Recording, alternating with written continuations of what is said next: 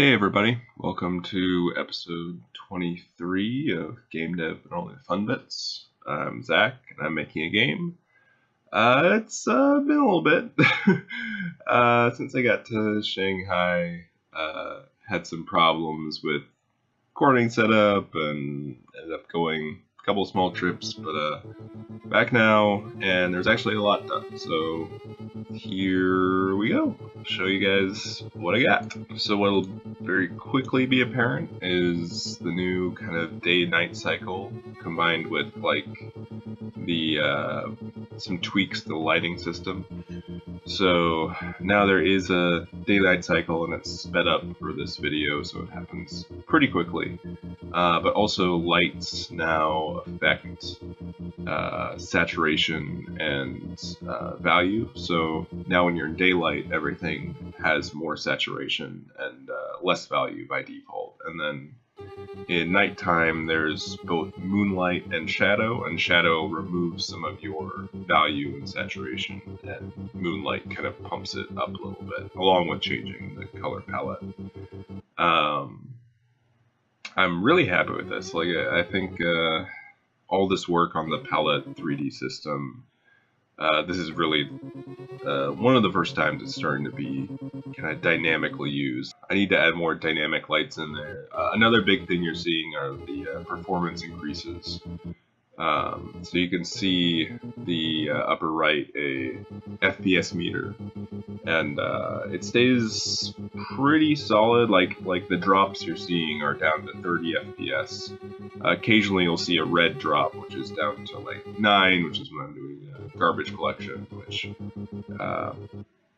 I have a better idea of how to fix. There were a whole bunch of changes I made for that. I'm pooling items. I removed a couple complexities to the serialization system I didn't need.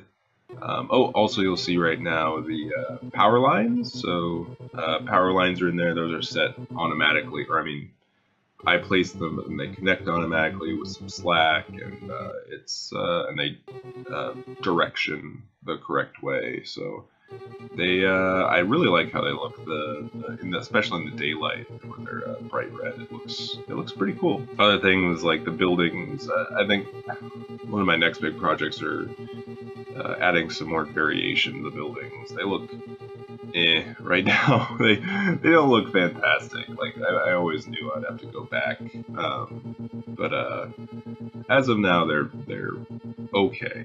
I mean, you're probably hearing a little bit. I'll mix it a bit. I added a bike sound, so your engine, not when you're in air, I still need to add it for when you're air, but kind of a RPM revving sound. Just started messing with like Fmod, and oh, you're also seeing the bike poofs.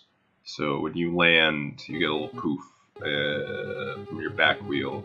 Right now it needs some modification because when you're moving very quickly, it stays in world space, so it goes off camera really fast, so you don't really get to see it. But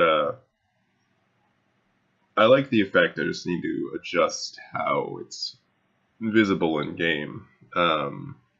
You'll also sort of see, but again, it's the same issue.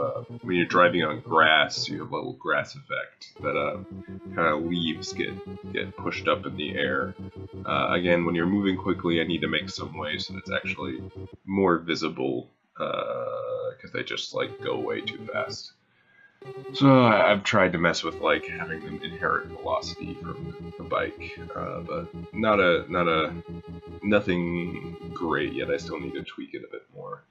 One thing also that happens with ground is ground actually has friction, so when you're driving on ground, you actually go slower than when you're on asphalt, which I need to add for a long time and finally tweak the values. So it's a little low right now, but it actually works.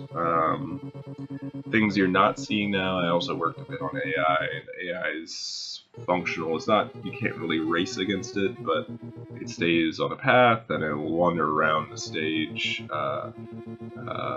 But the big thing right now is that because this is unloading parts of the level when you're away from them, the AI doesn't really handle that well yet, so we need to build that into the AI system.